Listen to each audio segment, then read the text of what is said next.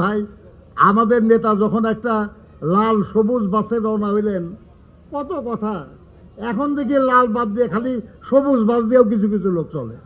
আমরা সেই 5,000 ফ্যামিলিকে যদি আমরা ওই ফ্ল্যাটের বরাদ্দ পত্র আগেই দিয়ে দেই, আজকেও 17 বছরে এই আওয়ামী লীগ দেশটাকে নিঃশেষ করে দিয়ে গেছে, বিধ্বস্ত করে দিয়ে গেছে অনেক কিছু। আমি এই নির্বাচনী ইশতেহারের মধ্যে যুক্ত আছি। আলহামদুলিল্লাহ, আমি বলতে পারি আপনারা যেসব সমস্যার কথা বলেছেন, এর চেয়েও ভালো সমাধান ইনশাআল্লাহ জনাব তারেক রহমানের মাথায় আছে, বিএনপির কর্মসূচিতে আছে। আমি অবাক হয়ে যাই, 17 বছর দেশের বাইরে এই মানুষটা ওখানে বসে বসে এমন সব চিন্তা করেছে যে আমরা যখন এটি নিয়ে কাজ করছি উনি আমাদেরকে আইডিয়া দেন, আচ্ছা ওদের জন্য এটা করলে কেমন হয়, এদের জন্য এটা করলে কেমন হয়। আচ্ছা, উনি আপনাদের করাইলে যে বললেন যে আপনাদের জন্য ফ্ল্যাটের ব্যবস্থা করবে, তাই বলছে তো নাকি? করাইলেন বন্ধুরা, বহুতল দালান করবে এবং সেখানে ফ্ল্যাট হবে। আমাদের প্রতিপক্ষ যারা আমাদের প্রতিদ্বন্দ্বিতা করছে তারা লোকজনকে যা বোঝায় যে আসলে কিচ্ছু হবে না, এই বিল্ডিং করার কথা বলে তোমাদের উৎখাত করে দিবে, তাই বলছে না? তাহলে তাদের কথা শোনেন এবং বংশানুক্রমিক ভাবে ওখানে বস্তিতেই থাকেন, খুশি হবে কেউ?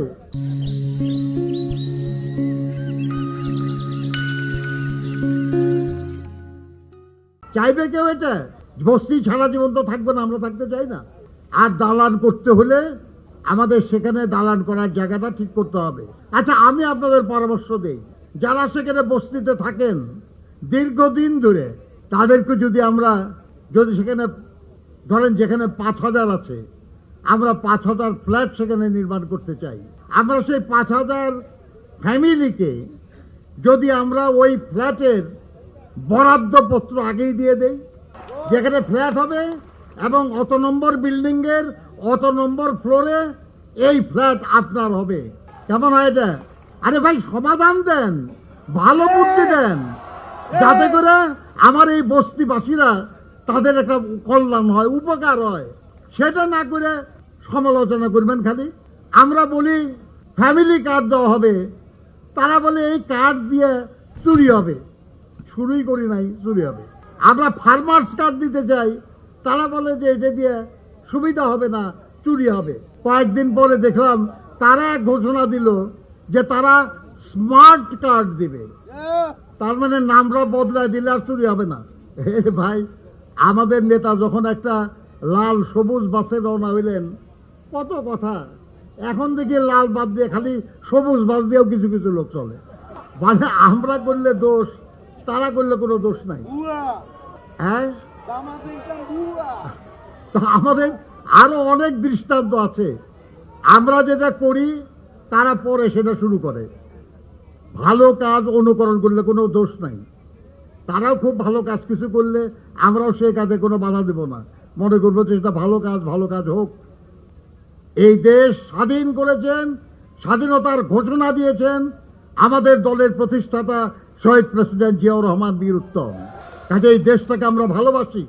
এই দেশের অর্থনীতিকে বিধ্বস্ত অবস্থা, তলাহীন জুরি বলা হতো যে দেশটাকে, সেই দেশটাকে সমৃদ্ধ বাংলাদেশ পথে নিয়ে গেছেন জিয়াউর রহমান সাহেব। আবার এরশাদ সাহেবের আমলে এই দেশের জাতীয় অর্থনীতি বাজেটের, উন্নয়ন বাজেটের 100% ছিল পরনির্ভরশীল, ঋণ এবং ধারের উপর। সেই দেশটাকে সেই জায়গা থেকে তুলে নিয়ে আসে ইমার্জিং টাইগার বানাচ্ছেন আমাদের নেত্রী, দেশনেত্রী বেগম খালেদা জিয়া। আজকেও 17 বছরে এই আওয়ামী লীগ দেশটাকে নিঃশেষ করে দিয়ে গেছে, বিধ্বস্ত করে দিয়ে গেছে অনেক কিছু। সেখান থেকে টেনে তোলার জন্য আর একবার দরকার অন্য কেউ না, যারা এটা পারে তাদেরকে দরকার। শহীদ জিয়া পেরেছেন, বেগম খালেদা জিয়া পেরেছেন, আর পারার মতো একজনই আছে বাংলাদেশে, তারেক রহমান।